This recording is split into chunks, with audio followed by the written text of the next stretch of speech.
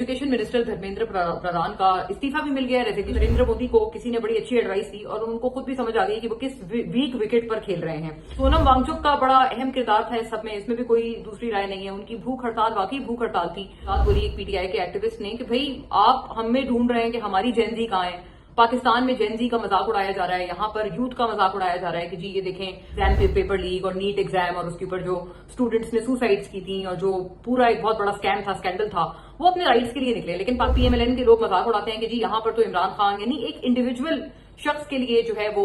लोग निकलते हैं और कहते हैं कि हाँ इनके लिए हम निकलेंगे, हम अपने राइट्स के लिए अवेयर नहीं है। मेरा ख्याल है गवर्नमेंट की ये वाली बात भी जायज नहीं है, क्योंकि 22 के बाद से अभी तक मैंने सच्ची बात यह है कि वेदर पीटीआई और नॉन पीटीआई मैंने यहां पर कोई पीसफुल प्रोटेस्ट को भी ठीक से चलते हुए नहीं देखा है। एक दफा cockroach Janata party Modi government के छक्के छुड़ा सकती है और उनके जो है होश उड़ा सकती है। आने वाले दिनों में मोदी या गवर्नमेंट के या बीजेपी गवर्नमेंट के जो दिन हैं वो कोई अच्छे नजर नहीं आ रहे। कॉकरोच जनता पार्टी को कामयाबी मिल गई और एजुकेशन मिनिस्टर धर्मेंद्र प्रधान का इस्तीफा भी मिल गया, रेजिग्नेशन भी मिल गया। लेकिन आगे क्या, ये बहुत जरूरी सवाल है। क्या ये कॉकरोच जनता पार्टी के उसका जो कहते हैं रेवोल्यूशन का दी एंड है? लोग कह रहे थे और हम तमाम समझ रहे थे कि ये बांग्लादेश वाले सीन्स होने जा रहे हैं और जैसे शेख हसीना को आउट कर दिया गया था और उस जैसी रूलर को जिसने 16 साल से एक खानदानी इजारादारी बांग्लादेश में जमा कर रखी थी, उस जैसी प्राइम मिनिस्टर को जब घर भागना पड़ा था, मतलब घर छोड़कर भागना पड़ा था और बाकायदा रफू चक्कर होना पड़ गया था, तो बिल्कुल ऐसा लग रहा था कि वो सीन्स दोहराए जाएंगे। लेकिन ऐसा लगता है कि प्राइम मिनिस्टर नरेंद्र मोदी को किसी ने बड़ी अच्छी एडवाइस दी और उनको खुद भी समझ आ गई कि वो किस वीक विकेट पर खेल रहे हैं। इसी के चलते धर्मेंद्र प्रधान, जो कि पहले किसी सूरत इस्तीफा देने को तैयार नहीं थे, उन्होंने इस्तीफा दे दिया। उसके बाद जाहिर है ये हुआ कि जो उस वक्त एक मैस मोबिलाइजेशन हो गई थी स्टूडेंट्स की, जेन जी की, वो फौरी तौर पर क्योंकि उनकी मेन जो डिमांड थी वो पूरी हो गई, वो पीछे हट गए। सोनम वांगचुक का बड़ा अहम किरदार था इस सब में, इसमें भी कोई दूसरी राय नहीं है। उनकी भूख हड़ताल वाकई भूख हड़ताल थी। और जैसे यहाँ पाकिस्तान में भी मैंने एक दफा देखा था कि पीटीआई के कुछ लीडरांस ने, जो उनके लीडर्स हैं, कुछ पार्लियामेंटेरियंस हैं, उन्होंने भूख हड़ताल की थी। उन्होंने भी जंतर मंतर टाइप किया था उन्होंने, लेकिन वो एक मजाक बन गया था। मतलब उल्टा भूख हड़ताल के नाम पर ऐसा लग रहा था कि कोई दावत जो है वो खाई जा रही है, ये वाला हिसाब हो गए थे, तो उसका तो उल्टा मजाक उड़ा लिया गया था। अच्छा, और फिर एक और सवाल कई लोग उठा रहे हैं, वो ये है कि मैंने देखा है कि खासतौर पर पीटीआई के जो लोग हैं, खासतौर पर जो पीटीआई के एक्टिविस्ट वगैरह भी हैं, वो भी बहुत ज्यादा इस बारे में सवाल उठा रहे हैं कि जी मैंने बहुत सारी इस तरह की पोस्ट देखी हैं, मोहित पीरजादा हैं या इमरान रियाज खान हैं, ये सारे लोग बड़ा भर भर के ट्वीट कर रहे हैं, पोस्ट कर रहे हैं एक्स पर, सोशल मीडिया पर, कि आप वहां कॉकरोच जनता पार्टी के स्टूडेंट्स के लिए तो आपके दिल में बहुत ज्यादा हमदर्दी है, आप उनकी चीयर लीडिंग भी कर रहे हैं, लेकिन आप अपने मुल्क में क्यों नहीं निकलते? मजे की बात है, ये बात कौन कर रहे हैं? ये बात इमरान रियाज साहब कर रहे हैं और मोहित पीरजादा साहब कर रहे हैं, जो कि खुद इस वक्त एज वी स्पीक मुल्क से बाहर हैं और एक तरह का अजाइलम लिए बैठे हैं। और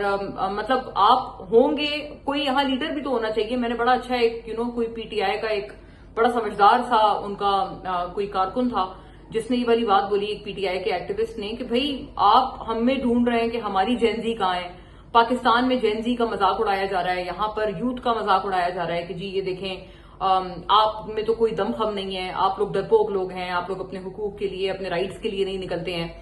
तो वो बेचारा, वो जो पीटीआई का एक्टिविस्ट है, मैंने उसका एक इंटरव्यू देखा सोशल मीडिया पर, वो ये कह रहा था कि भाई हमारे पास भी तो कोई फुंगसुक ये जो है सोनम वांगचुक हो, हमारे पास भी तो कोई अभिजीत दीपके हो, आप लोग का है। मतलब लीडर्स होते हैं ना जो कि एक अवाम को या पब्लिक को मोबिलाइज करते हैं, एनर्जाइज करते हैं, उनको निकलने के लिए, अपने राइट्स के लिए फाइट करने के लिए उनको इनकरेज करते हैं। ऐसा तो नहीं हो सकता कोई, वरना देखें जेनजी तो वहीं की वहीं थी। ये क्या इत्तेफाक हुआ है कि सोनम वांगचुक की कोई 22 दिन की 23 दिन की जब भूख हड़ताल हुई है, फिर उनको जब जबरदस्ती वहां मोदी गवर्नमेंट ने उठा लिया है और उनको सरकारी हॉस्पिटल में डिटेन कर दिया है, उसके बाद ही ये कॉकरोच जनता पार्टी के जो सारे लोग हैं वो निकले हैं। इतने बड़े एक तादाद में और इतने बड़े नंबर्स में स्टूडेंट्स ने सड़कों का रुख किया है, मारे खाई हैं, बाकायदा स्टूडेंट्स के ऊपर डायरेक्ट फायर हुए हैं। कई स्टूडेंट्स जो हैं वो बाकायदा जान की बाजी भी हार गए हैं। स्टूडेंट्स को जो है जख्मी किया गया है बुरी तरह से, पैलेट गन्स हो या टीयर गैस हो, हर तरह से स्टूडेंट्स को डिस्पर्स करने की कोशिश की है, डायरेक्ट फायर भी हुए हैं स्टूडेंट्स पर। और जो फर्क है वो बड़ा एविडेंट है कि जब हम पाकिस्तान गवर्नमेंट के लोगों से ये बात सुनते हैं, वो ये कहते हैं कि जी देखें ये तो हम इसलिए इसको एनकरेज कर रहे हैं क्योंकि ये किसी एक शख्स के लिए नहीं निकले हैं। ये लोग जो हैं वो अब एक मुद्दे के ऊपर निकले हैं, एक मुद्दे पे इकट्ठे हुए हैं, एक पब्लिक इशू पे इकट्ठे हुए हैं। वो था एजुकेशन से मुतालिक जो पेपर लीक का मामला था, एग्जाम पेपर लीक और नीट एग्जाम, और उसके ऊपर जो स्टूडेंट्स ने सुसाइड्स की थी और जो पूरा एक बहुत बड़ा स्कैम था, स्कैंडल था। वो अपने राइट्स के लिए निकले। लेकिन पाकिस्तान में गवर्नमेंट के लोग और पीएमएलएन के लोग मजाक उड़ाते हैं कि जी यहां पर तो इमरान खान यानी एक इंडिविजुअल शख्स के लिए जो है वो लोग निकलते हैं और कहते हैं कि हाँ इनके लिए हम निकलेंगे, हम अपने राइट्स के लिए अवेयर नहीं है। मेरा ख्याल है गवर्नमेंट की ये वाली बात भी जायज नहीं है, क्योंकि देखिए मैं पिछले जो 2022 से जब से इमरान खान की गवर्नमेंट गई है उस वक्त से लेके आज तक में बहुत सारे ऐसे एग्जाम्पल्स मुझे मिले हैं और मैंने देखे हैं जहां पर नॉन पीटीआई लोग भी सड़कों पर निकले हैं और उनको भी इसी तरह से जो है वो डंडे वगैरह बरसा कर और उनको भगाया गया है और उनको भी निकलने का मौका नहीं दिया गया है। चाहे वो कोई सरकारी एम्प्लॉइज हों जो कि गवर्नमेंट के खिलाफ एजिटेट कर रहे होते हैं, या फिर जैसे अभी थोड़े दिन पहले मैंने देखा था एक ये जो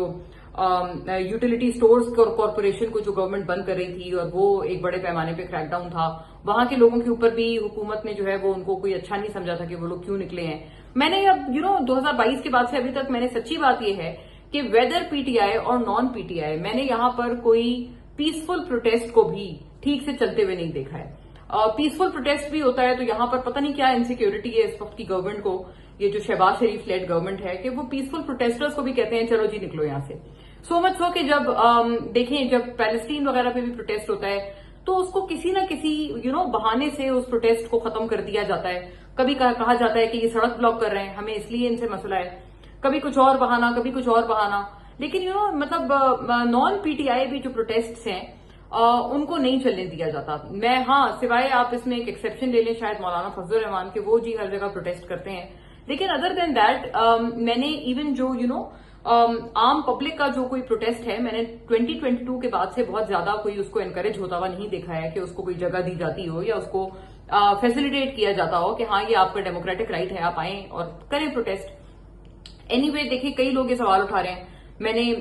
ये जो एक यूएस के कमेंटेटर हैं माइकल कुगलमैन, मैंने उनका भी ट्वीट देखा जहां पर वो अब सोशल मीडिया पर एक्स पर ये पोस्ट करते हुए नजर आए कि जी अगर कॉकरोच जनता पार्टी इंडिया में निकल सकती है और वो यूथ को मोबिलाइज कर सकती है तो पाकिस्तान के यूथ, पाकिस्तान में इश्यूज तो बहुत सारे हैं, इसमें तो कोई शक नहीं। खासतौर पर जो इन्फ्लेशन का इशू है, मतलब अगर मैं पब्लिक लेवल पर बात करूं, पीटीआई के तो इश्यूज की बहुत लंबी दास्तान है, वो तो बहुत ज्यादा इश्यूज हैं। बट अगर मैं नॉन पीटीआई टर्म्स पे भी बात करूं तो पब्लिक के बहुत सारे इश्यूज हैं। इन्फ्लेशन का एक बहुत बड़ा इशू है, फिर ये जो पेट्रोल की जिस तरह से जो प्राइसेस हैं उनकी जो हैंडलिंग या मिस हैंडलिंग शुडाई से गवर्नमेंट की तरफ से की गई है वो एक बहुत बड़ा स्कैंडल है। इस तरह के कई स्कैंडल्स जो है वो आए गए,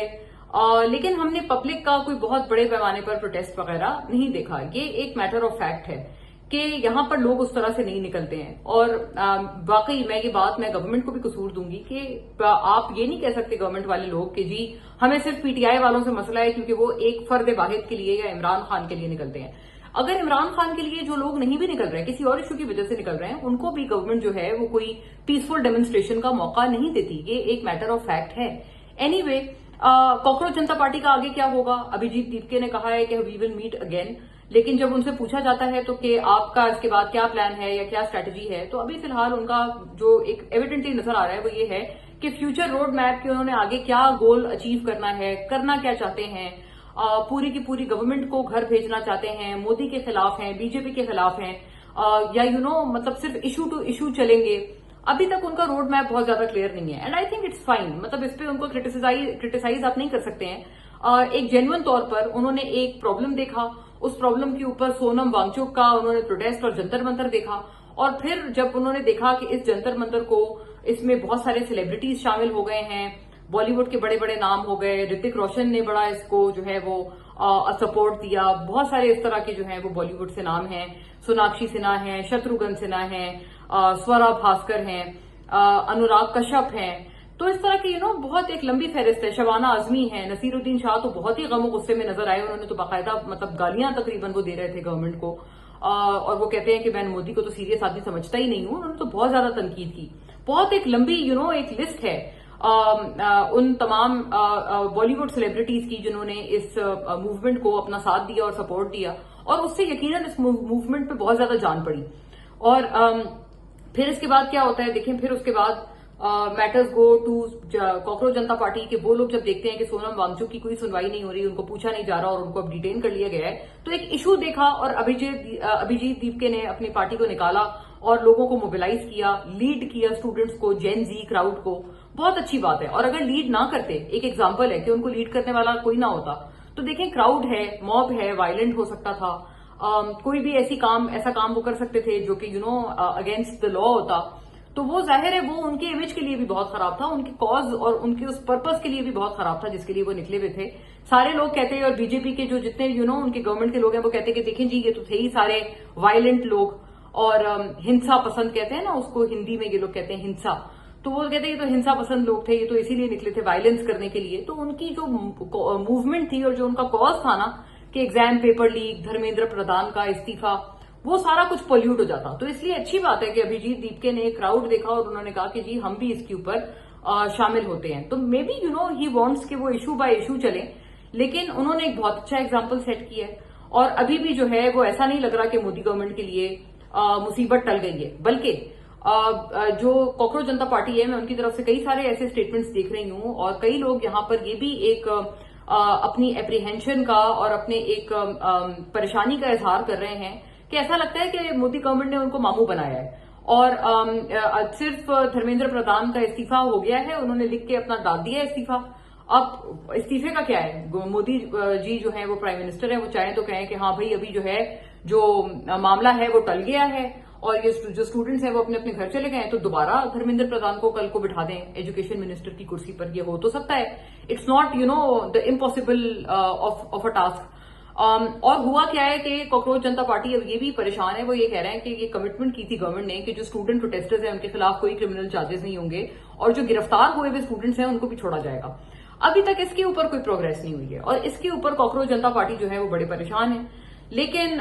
क्या मोदी जी ने उनके साथ हैंड कर दिया है? क्या मोदी जी ने वाकई जेन्युइनली जो एक उन्होंने ड्रोनी सी वीडियो डाली थी ना कैमरे के आगे बिल्कुल मुंह करके, oh my God it was a horrible video और लोगों ने बड़ा मजाक उड़ाया उसका। और वो उन्होंने वीडियो डाली, ऐसा लग रहा था रात के उस टाइम पे वो बहुत परेशान हुए, उनके पास कैमरामैन भी नहीं था, वो अपने फोन को जो है वो बड़े एक एमेटर अंदाज में वो अपना फोन का फ्रंट कैमरा ऑन कर बैठ गए और उन्होंने खुद ही अपनी वीडियो बना डाली और सोशल मीडिया पर लगा डाली। तो ये लग रहा था, लेकिन ऐसा भी अब लोगों को लग रहा है कि कहीं ये कोई बहुत बड़ा गिमिक्री तो नहीं था, कहीं ये हमारे साथ कोई बहुत बड़ा गेम तो नहीं कर दिया मोदी सरकार ने। अब ये आने वाला वक्त बताएगा कि अगर क्या उन स्टूडेंट प्रोटेस्टर्स को छोड़ दिया जाता है या सारे क्रिमिनल चार्जेस ड्रॉप कर दिए जाते हैं as per the commitments which were given to cockroach Janata party. ये बहरहाल वक्त बताएगा, लेकिन ये कहना गलत नहीं होगा कि अगर एक दफा cockroach Janata party Modi government के छक्के छुड़ा सकती है और उनके जो है होश उड़ा सकती है, तो इसका क्या मतलब हुआ? इसका ये मतलब हुआ कि कल को मोदी गवर्नमेंट जो है उनको, अगर कॉकरोच जनता पार्टी इसी तरह से फलती फूलती रही और उसकी पॉपुलैरिटी बढ़ती रही, तो आने वाले दिनों में मोदी या गवर्नमेंट के या बीजेपी गवर्नमेंट के जो दिन हैं वो कोई अच्छे नजर नहीं आ रहे। इसका मतलब ये कि कल को अगर कोई और इशू होगा तब भी ये कॉकरोच जनता पार्टी इसी तरह से यूथ को लेकर सड़कों पर निकलेगी और आपका जीना हराम कर देगी। ये एक जो फीलिंग है ना, एटलीस्ट मेरे जो कुछ इंसाइडर्स हैं इंडिया में या जो मेरे कुछ सोर्सेज हैं इंडिया में, इंडियन मीडिया में या उनकी सरकार में भी, वो मुझे ये बताते हैं कि ये वहां पर एक बड़ी एविडेंट एक वरी है, परेशानी है मोदी सरकार को कि कल को अगर ये हमारा धर्मेंद्र प्रधान का इस्तीफा लेकर जा सकते हैं तो कल तो ये मेरा भी इस्तीफा लेकर चले जाएंगे। कल को तो हम सेफ नहीं है, कोई भी इशू आएगा, इनको मौका मिलेगा, ये इसी तरह से सड़कों पर यूथ को निकाल देंगे और हमारा जो है वो जीना हराम कर देंगे। सो ये एक थॉट मैंने अपने सोर्सेज से जो मेरे इंडिया में है वो मैंने सुनी है उनकी जबानी, कि ऐसा लगता है कि हमें कॉकरोच जनता पार्टी को कोई ना कोई उसका इलाज करना पड़ेगा, क्योंकि अगर ये इसी तरह से पॉपुलैरिटी और ये जो पार्टी है ये फलती फूलती रही तो ये आने वाले दिनों में हमारे लिए कोई बहुत बड़ी प्रॉब्लम कॉज कर सकती है और कोई पता नहीं कि अगला इस्तीफा जो वो मांगने के लिए आए सड़कों पर वो मोदी जी का इस्तीफा हो।